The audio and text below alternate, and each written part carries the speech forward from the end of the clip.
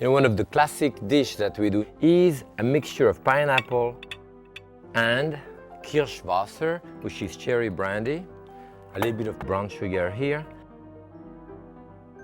and a nice sherbet, a raspberry sherbet. In the middle of it, a sprig of mint, a cookie, and you have a great dessert. I'm Jacques Pépin, and this is Fast Food My Way.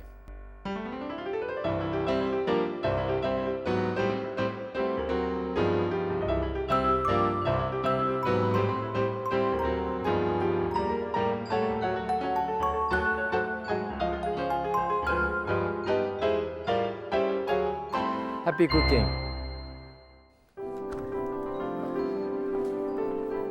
When I was a kid in France, my aunt used to do a dessert which was a kind of mock tiramisu. She used to do it with the little lus, what we call the little lus, which were, any French kid will know that those are kind of butter cookie that we used. So I'm doing a dessert very similar to that, simple, using ladyfinger, more in the style of a tiramisu.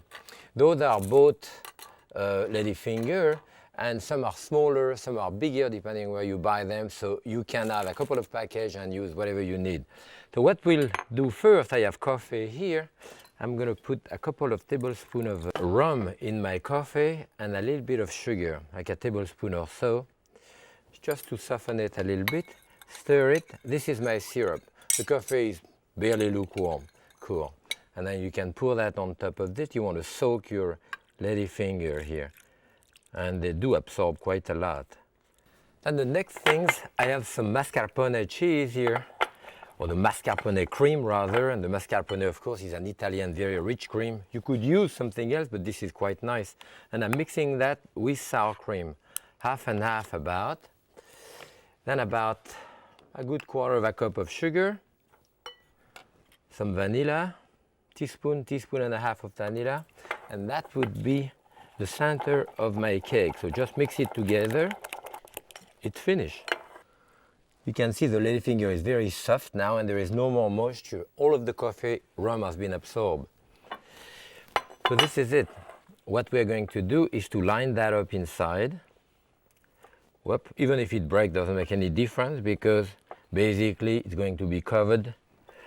And I'll put 3 and then cut those in half. Not very important there. What you want to do is really cover the whole base like this and then put some of your cream on top. About a third of it. Then more ladyfinger, same quantity.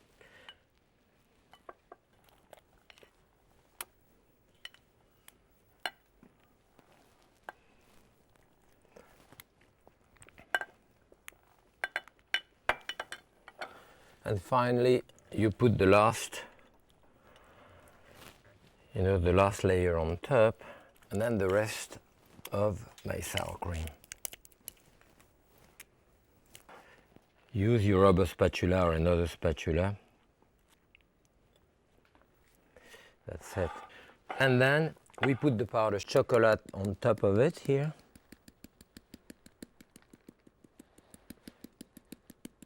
That's it.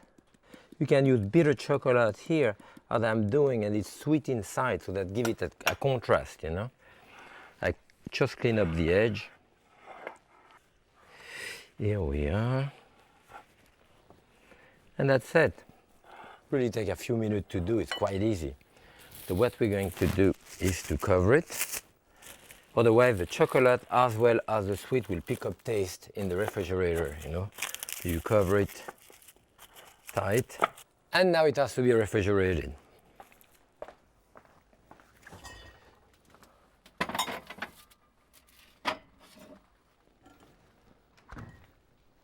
And the second dish, or the first dish of our menu today, is going to be trout, smoked trout with a special salad. So when I have my smoked trout here, we're going to start with a salad, and in my salad I'm going to put chopped onion here, a bit of onion, about a third of a cup or so. So I have my onion here, tomato, a cup of diced tomato, a couple of different types of olives, cilantro, Putting it the whole leaf like that, it's fine in there. I love cilantro. If you don't like cilantro, put parsley, put a bit of chives. I'm going to put some salt and pepper. And finally, eggs. And I have an egg cutter here.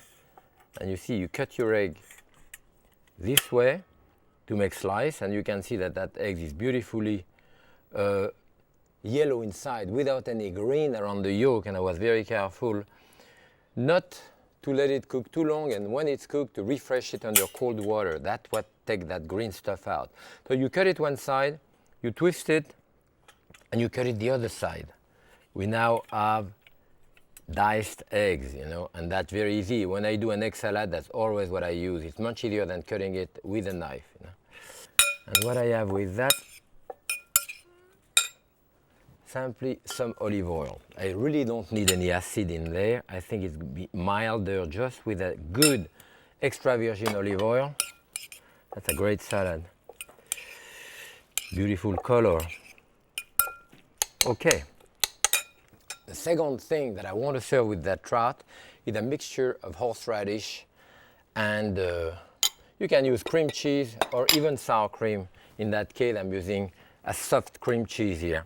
And that mixture of sour cream and cream cheese goes extremely well with smoked fish, as well as like boiled beef, that type of thing. That would work well with it. Dash of salt, and of course ground pepper in it. You know, I use trout here, but sometimes I use white fish. Actually, whatever I can find in the market. Even actually smoked bluefish is very good. Okay, so here is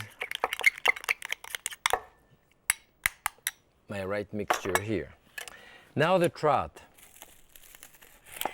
You can see that those trout, that's what they are at the market. They are with the skin, except they have been bone out, as you can see this. Well, if I could, I would have a trout which was not bone out, because in order to get the bone out of it here, they cut on each side of the fillet, and this is full of tiny bone, which now have to be removed.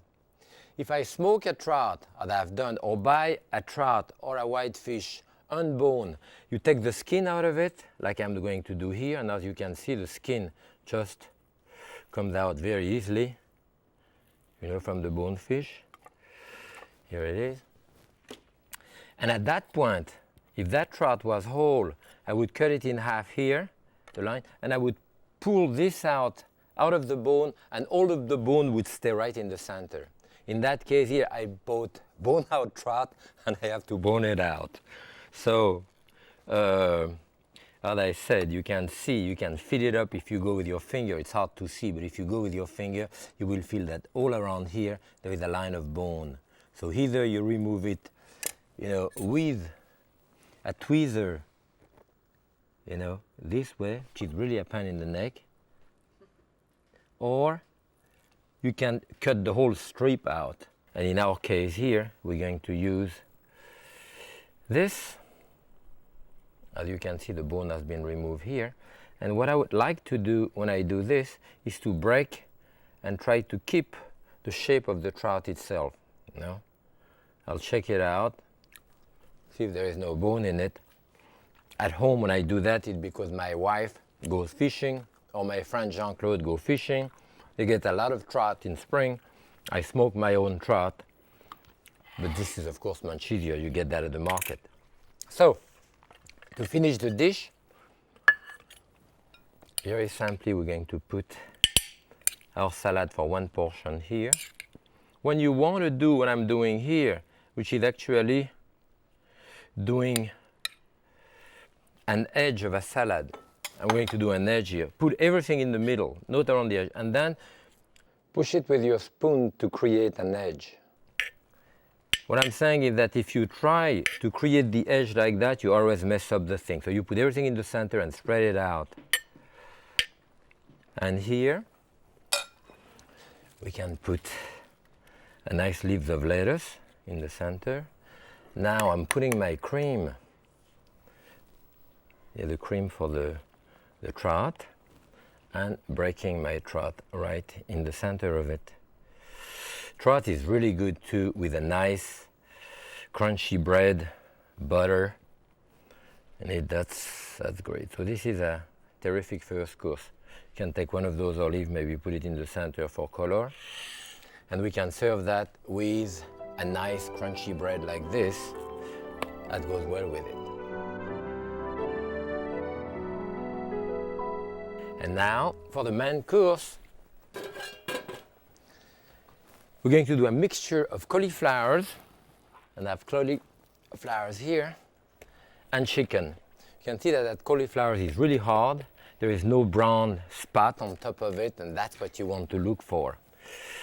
And what we'll do here is to cut that part and the core. When I do a soup, for example, and I would use practically all of that in my soup, especially if I'm going to do like a vegetable soup that I'm going to do a puree with. You can break this into your flourette. You see, when your cauliflower is whole, you can check it by going, and at the end you're pulling out the skin. See, there is a skin, like you have in broccoli, right around the stem. Now that skin here is very tender. On an old one, it's kind of tough and strong in taste. So if you have an old cauliflower, you want to do something elegant, you remove that skin around. I do the same thing with the broccoli. With the broccoli, you have to do it. So we cut that into flourette. I have salted water here, which is boiling. I'm going to put that to cook right in there, not on the stove. This one is still big. And this is going to come back to a boil, and we'll cook about 5, 6, 7 minutes. I like the vegetable cooked. I like them a little bit al dente, that is a little bit firm to the teeth, but not raw, you know. So there, I have another skillet, and I'm going to do the chicken in it. And that chicken here, I have 4 breasts of chicken. So remember, when you remove the skin, particularly, like here I'm going to remove the skin, you can use a towel for this. It cooks much faster without the skin. Those breasts of chicken are about 4 ounces, maybe 4.5 ounces, yes, and that's fine for one portion. So what we'll do there is putting a couple of tablespoons. My skillet is hot. So just a little film, actually a little film of water in the bottom, a good tablespoon of butter in the middle of this, and that's going to create a stock for us to poach this in. So we call that cuire à blanc, cooking in white. That is, it doesn't pick up any color. By the time it finishes cooking, that liquid will have basically evaporated. There is a little bit left, we use it in the juice. So here, let me put salt on top of this, on each side, as well as freshly ground pepper here. That's it.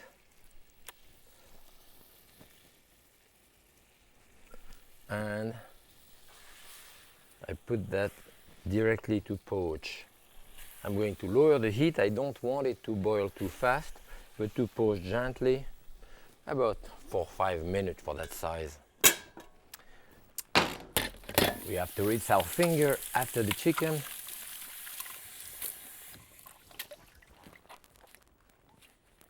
Let me check on this also. It will take 3 or 4 more minutes to cook, and I'm going to do a sauce to serve with it. And what I use very often at home, I buy red salsa in the supermarket. You can buy it fresh, or you can buy it sometime in jar, even sometime in can. Actually, the one in jar like this is kind of dark and pretty strong, and, well, not very appetizing. So I like to do the fresh one, and I can keep it for a couple of weeks. And it's very easy to do. I have tomato, onion in there. I have about 2 cups of tomato, just dice them. And lemon juice, or lime juice in that case. I'm going to filter it right through my finger. The tomato will also render some of the juice. I have cilantro. I can put the cilantro, or maybe I'll cut it in pieces, but you don't want it to be too small. You can even shred it with your, with your hand. So it's really a cinch to do that type of salsa, which in Mexico they call pico de gallo, and then you serve that with a lot of different things. Now, pepper. Now I can see here I have a larger one. Those are jalapenos. The round one, which sometimes come also green, are called bonnet or sometimes habaneros, and they are really, really hot. And the serrano, smaller than this one, is somewhat in between in terms of hotness. So the hotness is a question of how much you tolerate and so forth. Remember that a great deal of the hotness is in the rib and in the seed. So if you remove those, and I always taste it anyway, because sometimes they are very mild and sometimes they are really hot. So if they are really mild, I even add this. And this one is pretty mild, I'm going to add the center of it. So this will cut fine into a little julienne like this, that is little strip. Even the seed, then I put them across and cut them the other side.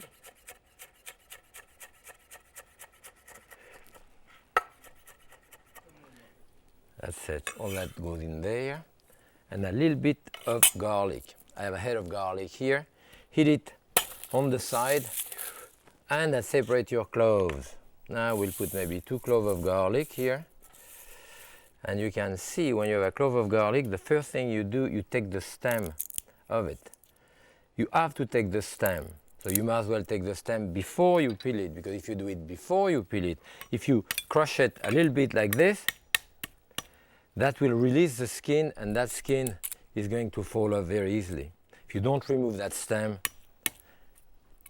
the flesh doesn't fall out of the skin. So now we're going to crush it. You have to come to the end of your board here because the finger has to clear up the table. And you crush it.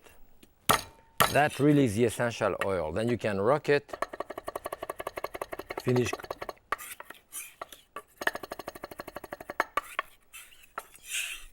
Bit of garlic.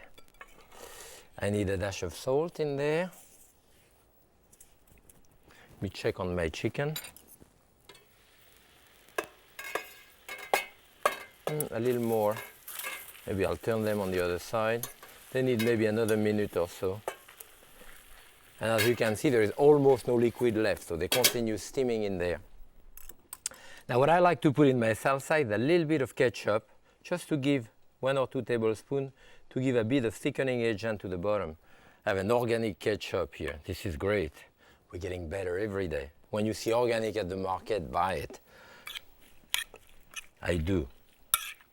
Okay, and I mix my salsa here. So I have garlic, onion, pico de gallo. You have that with regular tortilla, or then you can do it with the tacos, those are really good.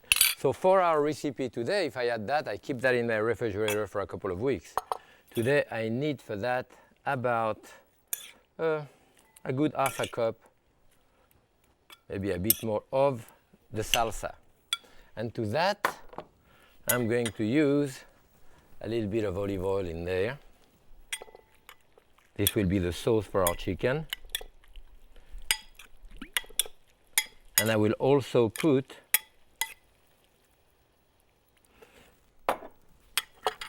checking my chicken. The chicken is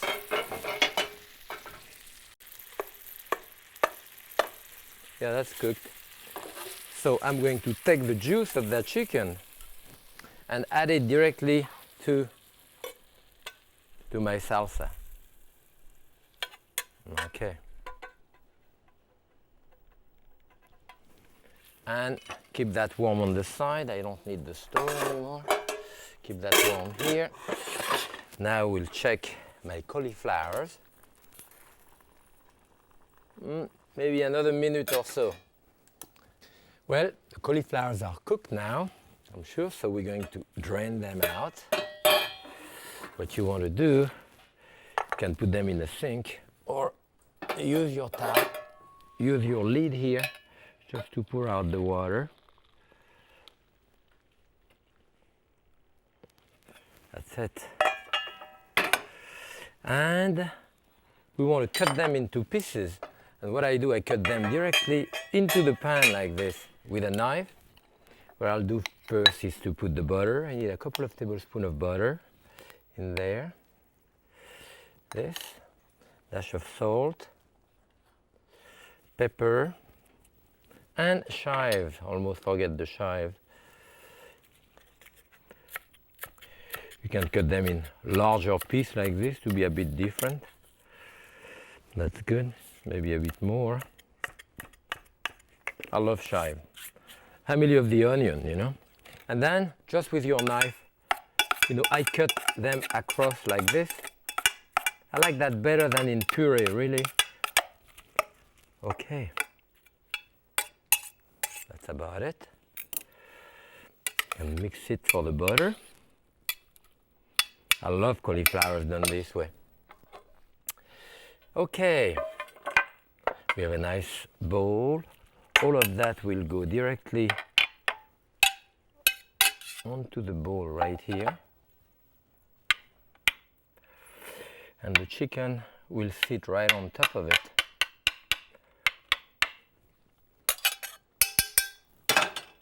So,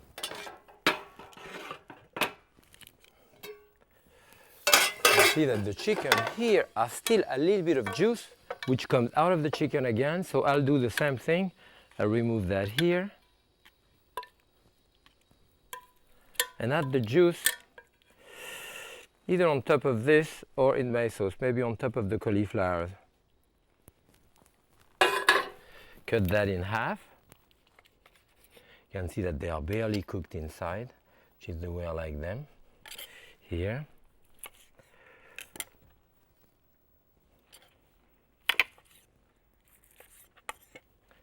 That's it. Then our salsa on top of it. Maybe a little bit on the outside. I don't make too much of a mess.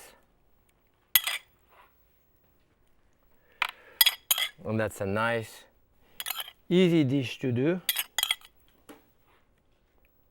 which my daughter Claudine loves. So here we are. The chicken, cauliflowers, a big dish of it, our first course, and of course, that tiramisu here that you can now, as you can see, go right through it. It goes very easily because of, you can see the layer there and the top on top, it's holding together the way it should be. This is a fast, easy meal that we made for you today. I hope you're going to do it for your friend. I enjoy making it for you. Happy cooking!